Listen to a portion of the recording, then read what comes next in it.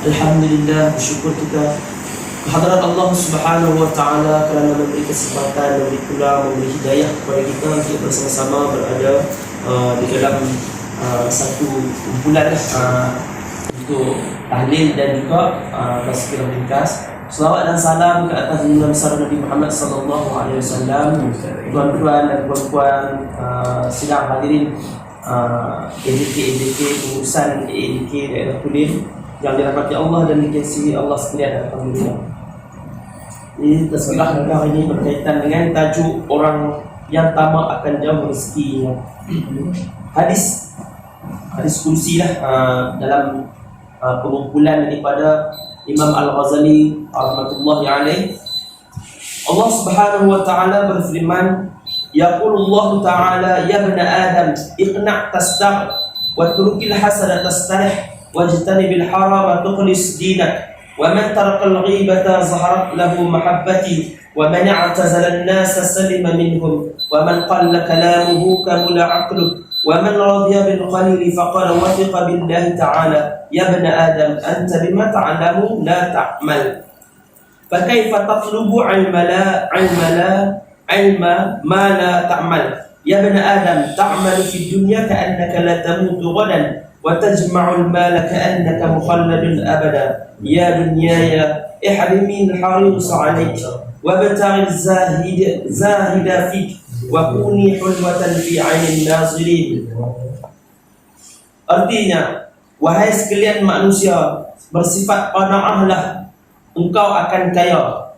Jadi maksud daripada firman Allah Subhanahu wa taala tersebut, maka kita lah sekalian manusia ni kena bersifat qanaah. Jadi sifat qanaah ni sifat apa? Iaitu sifat yang bercukup-cukup, kan, merasa cukup, merasa redha, merasa terima dengan apa yang Allah qada dan takdirkan kepada kita, kan. Jangan kita merasa tidak cukup lah, malah kita kena rasa selalu berterima kasih kepada Allah SWT.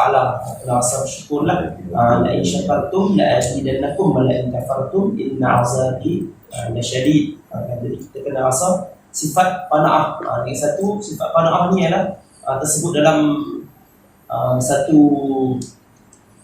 syair lah, syair ataupun qaul utama, iaitu al-qanaatu kanzun la yafna. Berguna sifat qanaah, sifat yang berpada-pada itu adalah satu khazanah yang tidak akan binasa. Kan, bila seorang tu dia berasa cukup, maka dia tidak akan mencari berlebihan dengan menghabiskan masa untuk satu benda yang dia dah ditetapkan. Contohnya rezeki, dia dah ditetapkan dah. Macam mana dia dapat dengan rezeki tersebut? Dengan usaha dan tawakal dia. Tetapi bila dia berusaha untuk nak melebihi daripada rezeki yang dia ditetapkan, maka dia akan menghabiskan masa kepada satu masa yang rugilah bagi dia. Masa dah jadi rugi kepada dia. Jauhilah sifat hasad supaya engkau merasa tenteram. Jadi kita kena jauh penyakit hasad. Al-hasadu ya'kulul hasanata kama ya'kulun narul hataba. Dalam satu rangkap hadis lebih kurang betulah dia punya maksud dia, mafhum dia. Bermula hasad dengki ini, dia akan memakan kebaikan kita, kebaikan amalan kita, ataupun apa saja kita buat kebajikan kita, seperti seumpama api itu membakar kayu api. Kita tengok kayu api kan, macam mana api bakar kan, dia cepat. Dan bila dia bakar tu, dia takkan tinggal sedikit pun. Jadi penyakit hasad ni, kalau ikut pandangan lah, pandangan Imam Ghazali, yang mana diterjemahkan oleh Syekh Abdul Samad Al-Palembani di dalam kitab Syiarus Salikin, hasad ni banyak dia punya kerosakan dia. Di antaranya ialah kita akan membuatkan kita di akhirat nanti, dengan sebab perasaan hasad kita di dunia, kita jadi muflis ke akhirat besok. Kita buat amalan kan, amalan kat dunia ni kita buat lah kan, membanting tulang lah. Kita kata amalan kebajikan dari segi amalan ibadat yang khusus, amalan ibadat yang umum. Tetapi dengan sebab hasad yang kita tak nak buang dalam diri kita, ni peringatan untuk diri saya jugalah kan. Bila hasad tu kita tak mau buang, maka hasad tu dia akan makan hasanat, kebaikan kita tu macam mana? Sebab bila kita hasad kepada seseorang, kita akan timbul apa? Kita akan timbul untuk nak menjatuhkan dia. Hasad ni ialah kita, segi dia punya ta'arif dia ialah kita ni bercita-cita nikmat hilang kepada saudara kita yang lain, dan bahawasanya sama ada nikmat tu mai kat kita ataupun tak mai kat kita, ataupun mai kepada orang lain. Kan kita jadi perasaan nak hilangkan nikmat kepada dia, kebahagiaan kepada dia, kebaikan kepada dia tu nak hilang. Jadi bila berlaku yang seperti demikian, maka kebaikan kita tu, pahala kita tu pergi kat dia. Pahala kita tu pergi kat orang yang kita hasad tersebut. Bila hasad ni, kita akan jadi timbul apa? Timbul ghaibah. Kan? Kita mengumpat di belakang dia. Kan? Kita berprasangka, kita mengadu domba, kan? Kita bercakap buruk berkaitan dengan dia. Dan bila hak dia, ada satu hak dia yang kita diamanahkan untuk tunai kepada dia, kita langgar hak dengan sebab kita sakit hati kat dia, kita dengki kat dia. Kita lari hak, kan? Contoh orang bagi buat kita, suruh bagi kat kawan tu. Kita dengan sebab kita tak suka dengan dia, kita dengki kat dia, kita tak bagi, kan? Kita tak tunai hak dia. Kan? Boleh ke apa kan? Kita tak mau bagi, kan? Jadi kita melanggar hak. Jadi kebaikan kita tu, contohlah yang tu banyak lagi lah contoh, kan? Tapi kita punya kebaikan tu, pahala kita tu pergi kat orang yang kita hasad tersebut. Bila pergi kat orang yang kita hasad, maka di akhirat besok dia tu seronok lah, bukan seronok apa, sebab dia amalan dia tak sama macam kita juga, tak banyak kan. Saya amalan tak banyak kan, tapi kalau saya hasad, maka kebaikan saya tu pergi kepada orang yang saya hasad, kan? Kebaikan kita tu pergi kepada orang yang kita hasad. Maka di sana nanti disebut dalam satu hadis ni, kita ni jadi orang yang muflis, kan? Nabi kata lah, manusia ni satu masa dia akan datang di akhirat ni sebagai orang yang muflis. Jadi sahabat tanya, orang yang muflis ni macam mana? Orang yang muflis ni adalah apabila dia datang di akhirat, walaupun amalan dia buat di dunia, mafhum hadis lah, kan? Dia tengok amalan dia tak ada, dia cari balik, mana amalan aku, di mana, kan? Rupanya berpindah kepada orang yang dia mengumpat, orang yang dia hasad, orang yang dia marah, orang yang dia dengki, kan? Jadi rugilah, kan? Dan jauhilah perbuatan haram supaya agamamu menjadi bersih. Sebab apa? Perbuatan haram ni ialah orang nanti tak nampak kat kita, orang akan tengok agama kita. Betul tak? Kalau satu agama tu bila dia buat keburukan, orang nanti akan orang akan tanya dulu, ni anak siapa? Kalau kata orang muda lah, kalau orang yang dewasa dia tak tanya dah anak siapa, kan? Kalau orang muda-muda dia akan tanya, ni anak siapa? Jadi perbuatan buruk tu dia pergi ke ayah. Lepas tu pula kalau kata orang tu berpakaian agama, contoh macam saya, tak tahu buat benda yang tak elok, kan? Pergi disco ke, kan? Kita kata berkhalwat ke apa ke, pergi buat benda tak kenal lah, kan? Jadi dengan pakaian agama, maka akan merosakkan agama. Orang akan nampak agama, apa orang Islam ni tak boleh pakai ni, kan?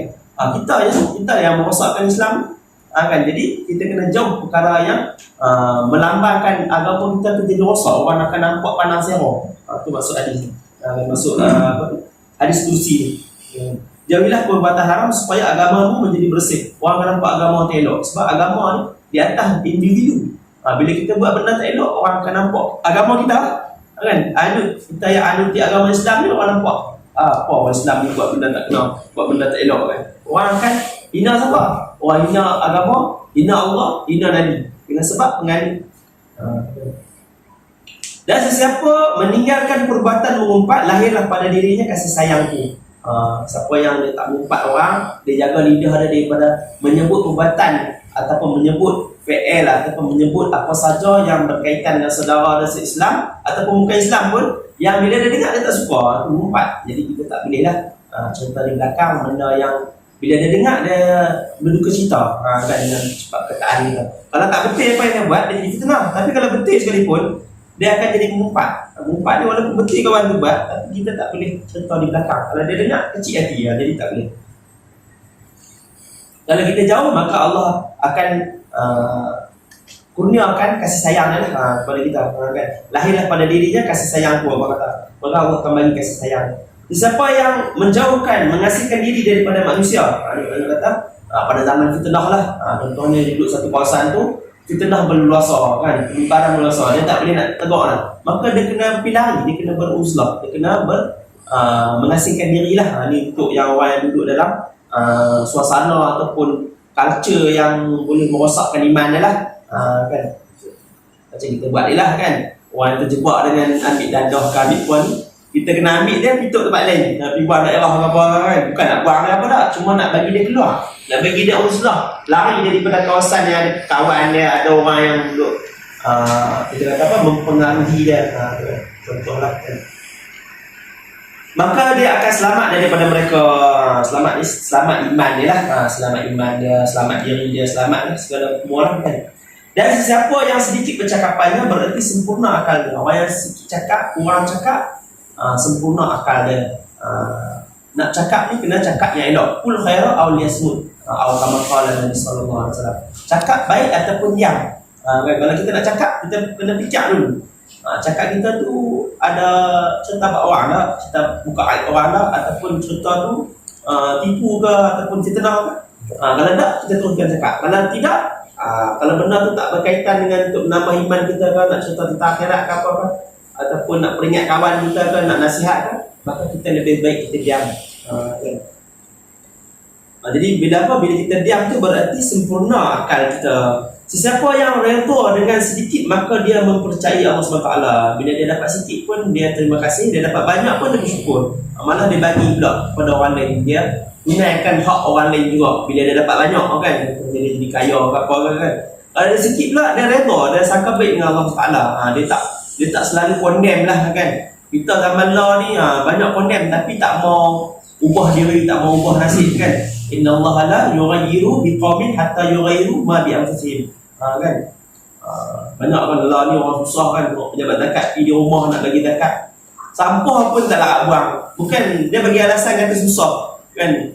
Kita tak boleh bagi alasan sebagai susah, rajin.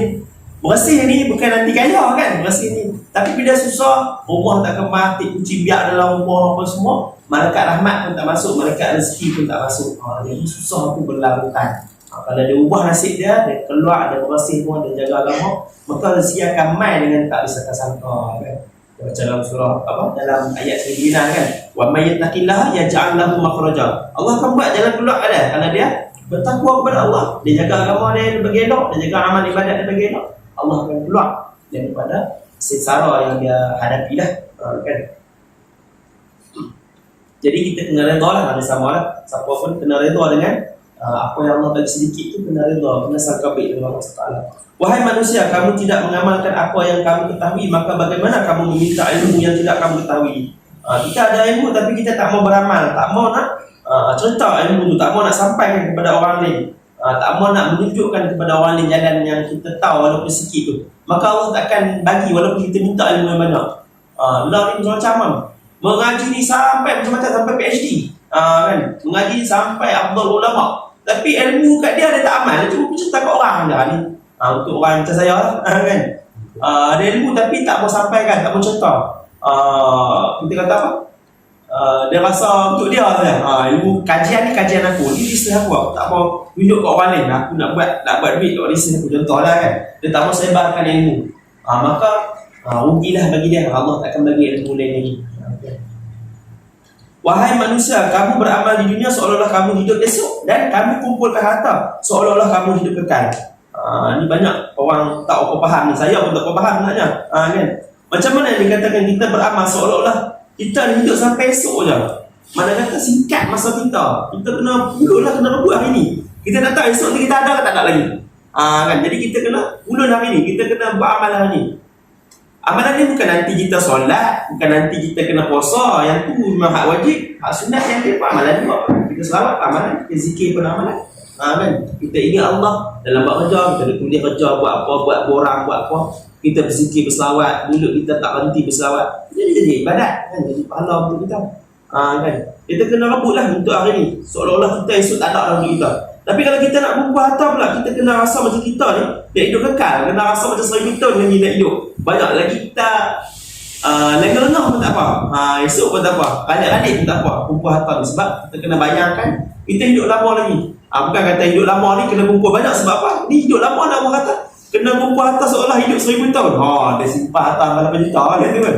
Maksudnya bukan macam tu. Maksudnya lengah-lengah pun tak apa, sebab panjang masa lagi. Tapi untuk amalan pula esok macam dah tak ada lah. Hari ni kena segera, kena rebut. Ini dia faham hari ni, esok nak mati dah, buat amalan dah hari ni dah kan. Besok macam nak mati dah. Hak hidup ni, nak hidup kena lama ni, nak kena cari harta panjang ni, nak kena hidup lama, jadi kena cari semua harta. Tu jadi penipu orang lah, scammer lah, apa semua tu. Dia ingat kata dia hidup lama, dia kena hidup lama. Sepatutnya dia kena faham hidup lama ni lengah-lengah, tak apa cari harta.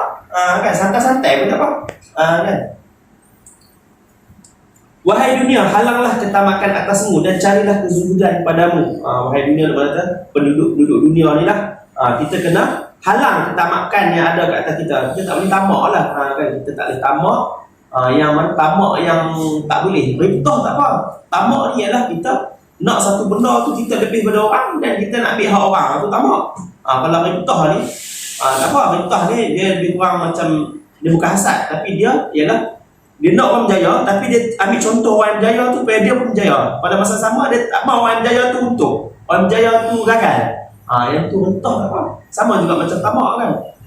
Tamak yang bangsa kita nak menjahanamkan orang tak boleh. Tapi kalau kita tamak tu dengan sebab tamak ibadat contohnya kan. Kita tengok awak ni main awal di masjid, hari Jumaat pukul 12 besok dia main pukul 11. Tamak apa? Dia tamak masa, dia tamak nak pahala boleh. Ataupun dia tengok oh ni main tarawih lah 20, aku main 8 tak dia aku kena tamak juga, aku nak main 20. Tamak macam tu tak apa. Kan tengok apa tu dia bagi amal kebajikan apa tengok dia bagi apa ni, dia bagi kebajikan dekat sekolah ni ke apa dia bagi 1,000, aku dah bagi 2,000. Ada tamak juga, ada tamak untuk pahala tak apa. Kan boleh kan? Dan carilah kezuhudan padamu. Allah perintahkan supaya kita manusia ni cari zuhud pada dunia ni. Sebab Allah perintah pada dunia kan.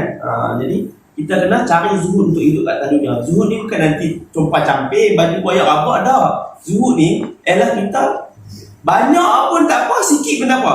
Bila nikmat yang ada pada kita tu hilang ataupun kita kena bagi kat orang lain, kita tak sedih kan?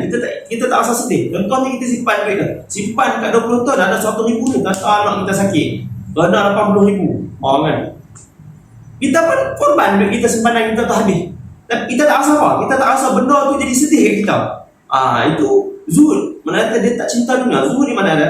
Kita tak letak dunia di dalam hati kita. Kita letak di tangan. Untuk olah dunia ni, harta ni kita olah di tangan. Tak masuk hati kita.